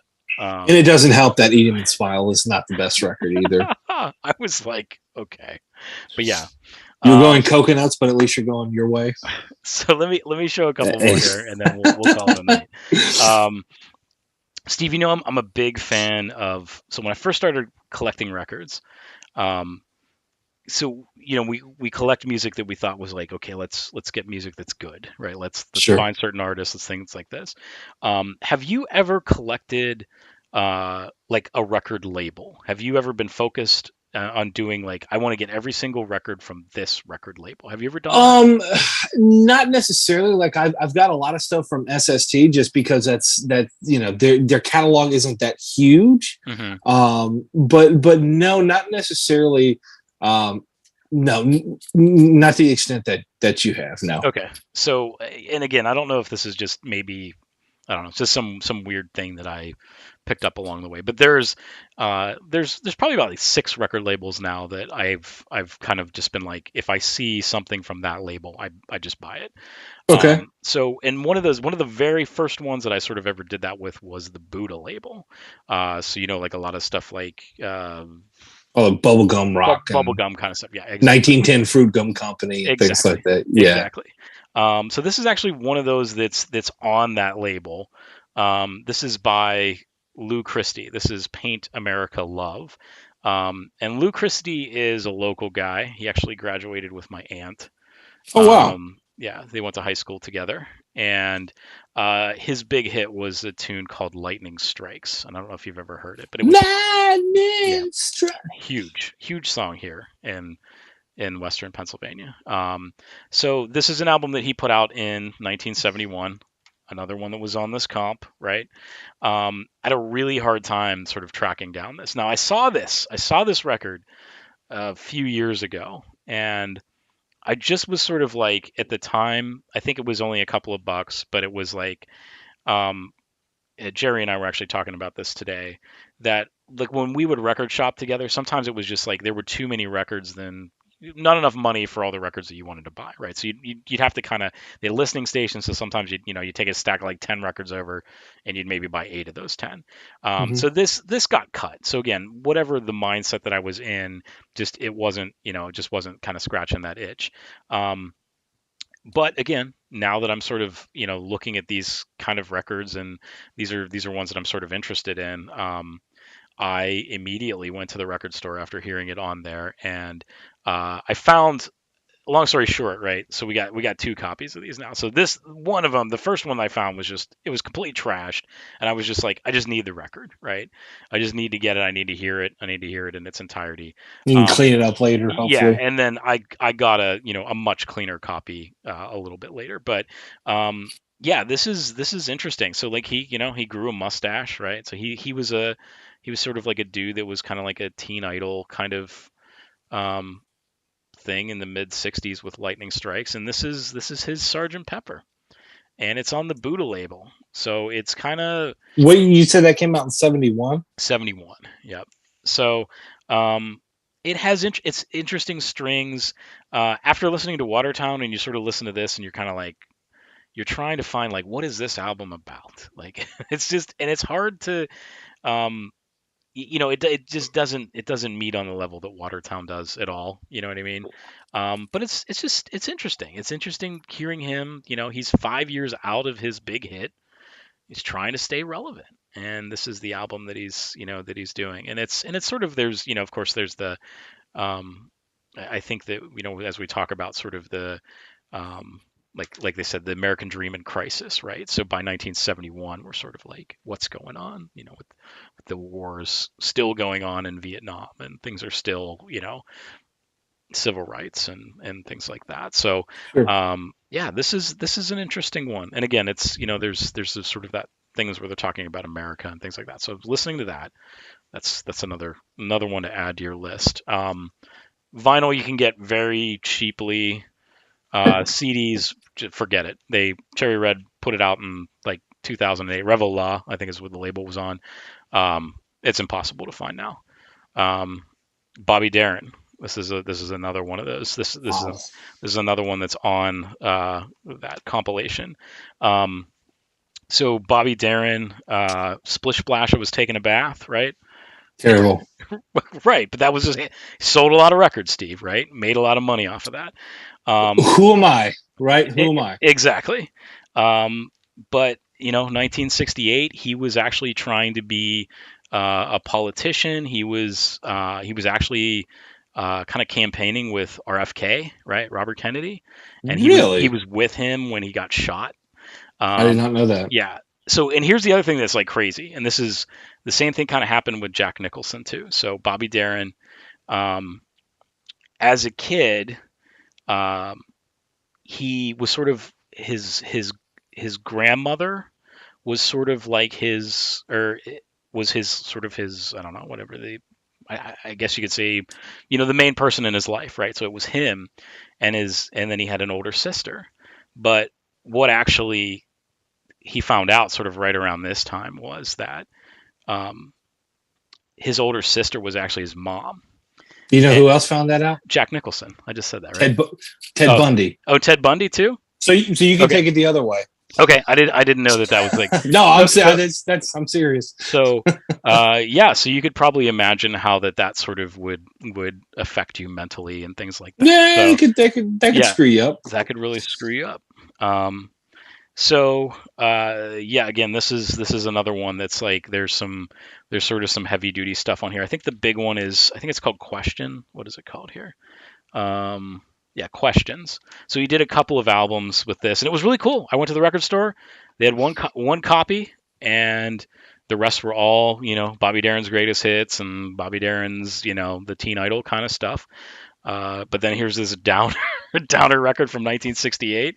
That's just incredible, man. It's just you know LSD, revelation or paranoia, right? Like, I mean, this is 1968. 4 years draft extension, youngest first. Like, this is some heavy duty stuff. Like, these people Yeah. were, milk contaminated. Your test site. It's interesting. So yeah, I've been listening to a lot of that kind of stuff. So if I'm in a weird downer mood, it's probably because I'm listening to these things where these people are really, for their life trying to hang on. The last one from the downer. Is that Gene Vincent? This is Gene Vincent, right? So he did what? Bebop Bebopaloo. Baluba, right? Exactly. So this is called "I'm Back and I'm Proud," not to be confused with James Brown record of a similar title. Um, but this is actually a pretty cool record. This is really a pretty upbeat record. Um, this is on the. Go ahead. Bobby, Bobby, take it to Take me to the the bridge. Where's the bridge? Bebop. But these songs are pretty short. Like they're like 2 minutes, 30 seconds, things like that, and they really almost go like there's no fade out and okay, go into the. I'm back and I'm proud and damn it, I'm worth it. Well, that's one of the people like me. You Um, remember that? Yeah, the, you like me. yeah, he likes me. But that's actually how he starts. He's like, "I'm back and I'm proud," and then he goes into Rockin' Robin. But these are pretty cool. Like this is a decent album. And again, it's sort of an upbeat kind of thing, real fast album. Um, but yeah, he does like White Lightning on it, Bebop Aluba. Um, it's a great And album. then Desolation Row closes the record. So it's just Right, all over yeah, the exactly. place. But I love the sticker on this because of course this is a cutout, right? Yeah. And it's special sale 5 for $3.38. So what, 26.5 cents for each record. So you could tell that nobody Do gave a you crap about these like back then. do you think when they came in, they split the box open and they pull the records out, they Oh, immediately they're like cut the corner out and they were like, yeah, these are cutout bins. yeah. Um, so that's an interesting kind of All thing right. to listen to. So I'm going to show two more records and we're gonna call it a night. I know I've been doing a lot of talking. And Bo's in the house. oh, Bo's in the house. Yes, there you go. Bo, what was I talking about with Bo earlier that I was like, Bo? Oh, here, Bo. How long have you been on? I before I got on this rant, probably about 40 minutes ago, we were talking about the above ground sounds of Jake Holmes and oh, Watertown. I love that album, dude. It's so good. Um, okay, so Easter Sunday was Sunday, right? So over the That's week true. over the weekend, I was listening to a little bit of Jesus Christ Superstar. Do you have the original album? Do you I have do. that? Okay. I do. And you know who sings on it, right? Ian Gilliam. Seems like I do know that. Okay. Yeah. Yeah. So yeah, so he did he does a there's a song on there called Gethsemane. I'm sorry, I was lisping there. And he does his like his G5. Yeah. Like what's that child of the Child in Time, the child of time. greatest Deep Purple song. Yes, so it's like he does Ooh. so it's that song is like almost that. It's almost that song, but it's like yeah, so he does but it's great. You should listen to that album if you haven't listened to it. But I found out there's a guy from like Manfred Mann was on there too. Like he was in there. I like Godspell better. No, no, absolutely not, absolutely not. Um, Oldies Radio. I think you're going to enjoy this. I think you're going to enjoy this, and maybe Bo too. So this is because I know that this is one of those things that like nobody in the VC has probably ever shown this album. I will guarantee you. Ooh, that's a bold claim, young man. Here we go. What can you tell me about this album? Is that Dickie Betts? Yeah, dude. I Oh, if I was I would that have dude works at the gas station like 4 miles up the street. I was just about to I was gonna write that down on a piece of paper so that I knew you were gonna say that. I 100% knew you were gonna say that, and I was gonna write it down on a piece of paper and be like, "Look at this. Here's something I have on a piece of paper." Or I was gonna send you a text message and be like, "Do the invisible ink after we talk about this." Uh, so Walk along river. So Ted Neely without the mustache, he was the guy that played Jesus Christ in Jesus Christ Superstar. Um, Bo has the album. Bo, have you ever showed it? Have you ever showed it? You should do a video about it. Um, this is 1974. So That is the best coat I've ever seen in my entire life. yeah, Look at that. this is also a cutout. So it was really funny because a few Who's Ted Neely? Ted Neely, yeah. So a few years back, um, I was listening to Jesus Christ Superstar and doing some research about it, and then I was like, oh, Ted Neely, and then I think I was on Discogs and I clicked on Ted Neely and it took me to this. I'd seen this album before, but I didn't buy it because I didn't know because I thought it was some like you said some sort of like some sort of garbage. Country rock. Yeah, Yeah. exactly. And honestly, that's sort of what this is. Unfortunately, like um, Spoiler alert. spoiler alert, that's exactly what it is. Yeah, it has its moments, but it's Yeah. like it could have been better. Like it could have been he Y- it is a little heavy on sort of like the country pedal steel kind of thing, whatever. Um, Um. but the last track on here, Steve, Yeah. he does a cover of Mother, not Danzig Mother, John Lennon Mother. Wow.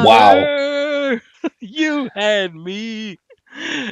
How is it? Is it like depressing as well? Well, of course, it can't really be like you had me, but I never had you. A boot, boot, boot, boot, boot, doo doo. Yeah, you got this in Pittsburgh? Really? Where did I don't He says remember at that. Jerry's. Okay. I don't remember you we must have been like a dollar record or something like that, right? Well, I mean, how Or could maybe I you? did I say like you need to get I To probably be fair, to be fair, Mark, it's not like that's the most memorable looking record in the entire world. You know, yeah. I'm sure in my infinite wisdom I was like you need to who's get that that. guy? You Who's need the to get guy this with record. the long hair and the mustache? Yeah. And it's like, yeah, of course you're gonna forget it. So, Um, have yeah. you ever heard of this band called Heartfelt or Heartfield? I think Mm-mm. they had this song called "Step Into This House of Living." Kind of reminds me of what you're describing. No, I haven't. I'll Well, send it to you. send it to me, It's please. yeah. So yeah, so Ted Neely, and this is like, so another thing that I wanted to talk about is a lot of these albums are not on CD, right? So this was one that I recorded off.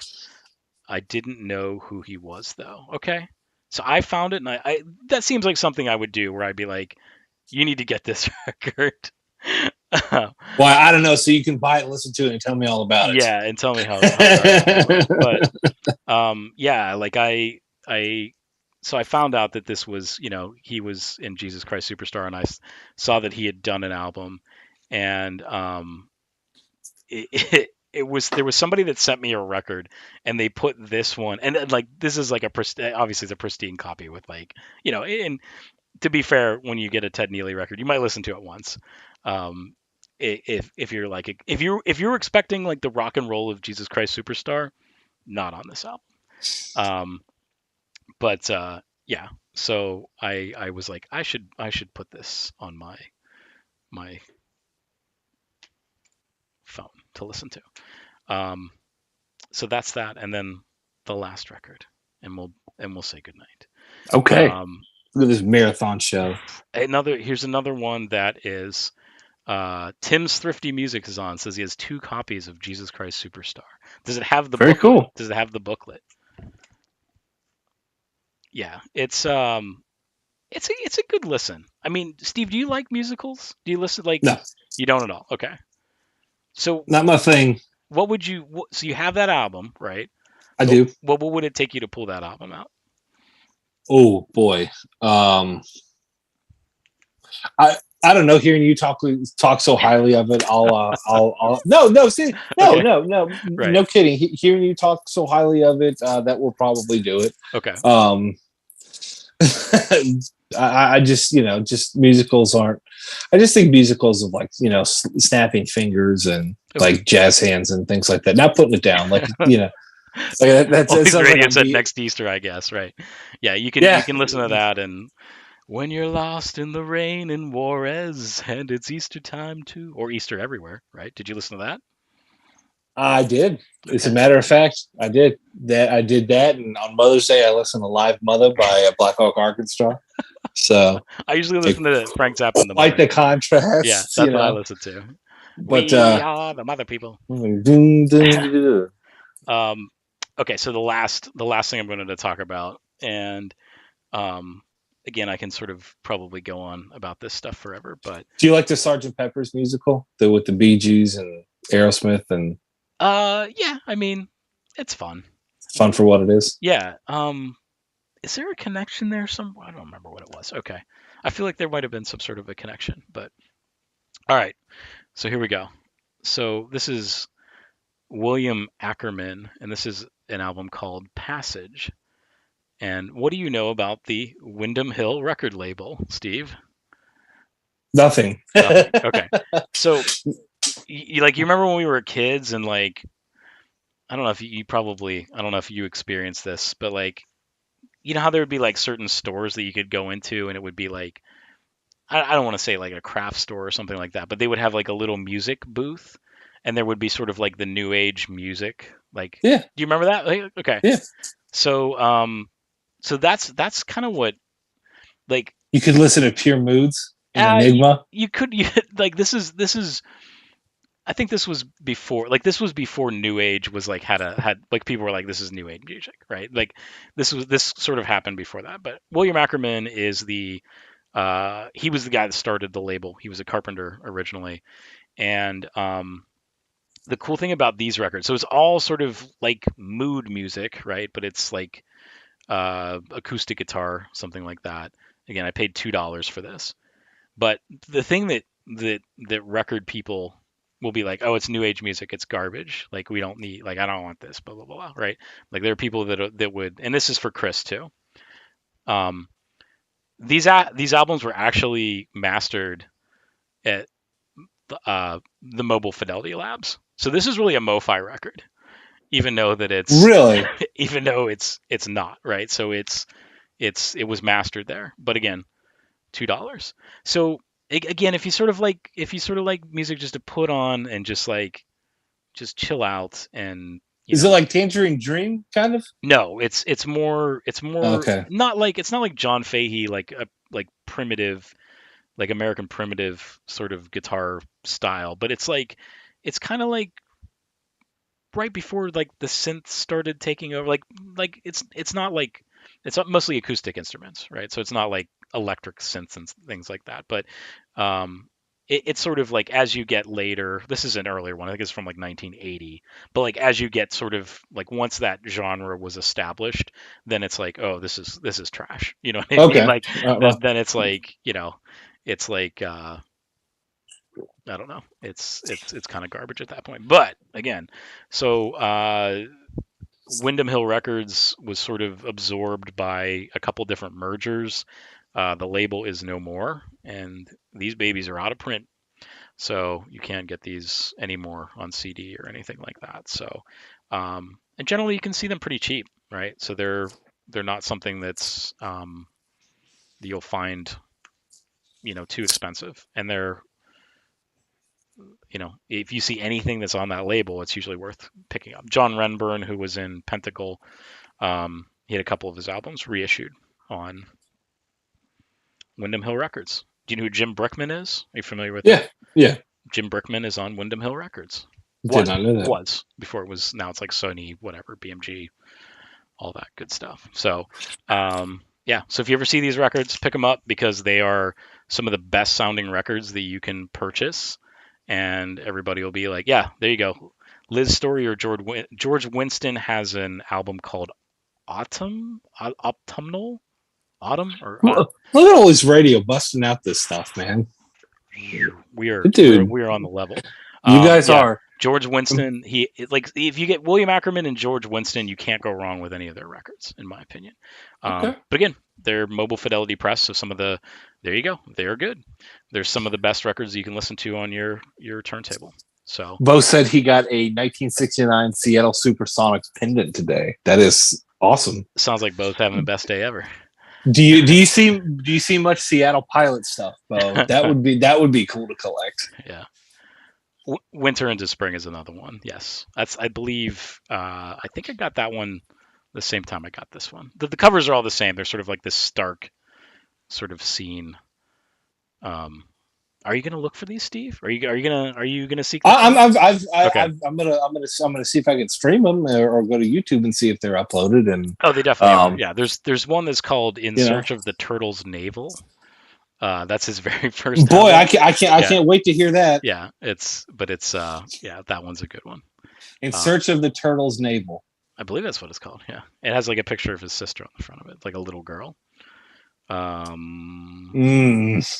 It's fine, Steve. It's not William Ackerman. They call him Bill. Maybe. You can call a Bill, or you can call The Search for the Turtle's Navel. Yeah, the Search for the Turtle. They're expensive. Yeah, I bet, Bo. All that stuff. Yeah, I bet it's super pricey. What now, Mark? I'm sorry. Yes, it's the Search for the Turtle's Navel, and that's what the cover looks like. It's a picture of his sister. Okay. It's hard to see it, but it's there. There you go. Just a little. All right. All right. Some of the early Windham Hill records were on A&M Records. I didn't know that. I know that, like I said, I know that Sir John a lot. I have that one, and it's an amazing sounding record. And again, because it's MoFi. It's MoFi, baby. It's MoFi, baby. So, all right, that's that. Thanks for joining us. Sorry, it's been 4 weeks. I don't know, Steve. It's been a while, huh? It's been 2 or 3. Okay. Been busy, man. It's all good. Yep. So once we get this, once we get the new Facebook page up and running, yeah, we'll maybe make it interactive. Yeah. So look for that. If we, we need to do that. Seriously, we need to make a new page, and we'll do that, and we'll make it interactive where we can post stuff and post pictures, and other people maybe can post stuff that they're listening to and all that. That'd be fun. All right. So that is that. Everybody, have a great rest of your week. Be safe. Be good to each other. And absolutely. Sports truly. Sports truly. Over and out. Take care, guys.